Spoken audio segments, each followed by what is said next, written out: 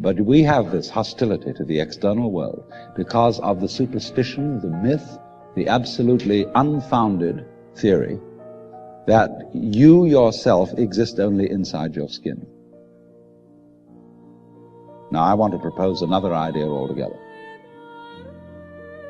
You know, there are astronomers that say there was a primordial explosion, an enormous bang millions of years ago, billions of years ago, which flung all the galaxies into space. Well, let's take that just for the sake of argument and say that was the way it happened.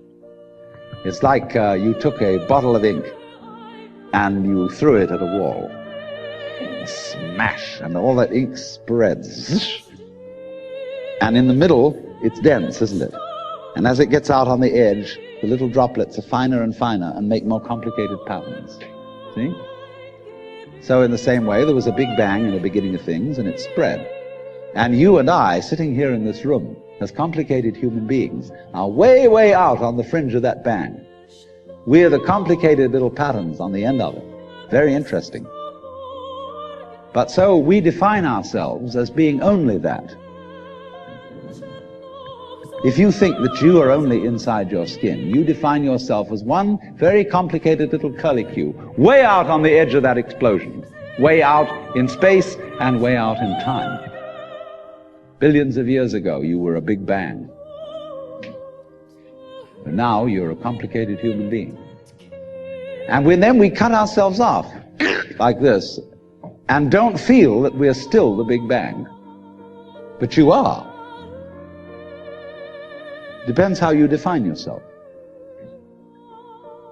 You are actually, if this is the way things started, if there was a Big Bang in the beginning, you're not something that is a result of the Big Bang. On the end of the process, you are still the process. You are the Big Bang, the original force of the universe, coming on as whoever you are. See, when I meet you, I see not just what you define yourself as, Mr. So-and-so, Miss So-and-so, Mrs. So-and-so. I see every one of you as the primordial energy of the universe coming on at me in this particular way.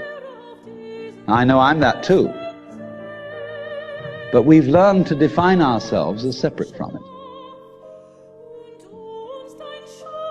And so what I would call a kind of a basic problem we've got to go through first is to understand that there are no such things as things. That is to say, separate things or separate events. That is only a way of talking. And if you can understand this, you're going to have no further problems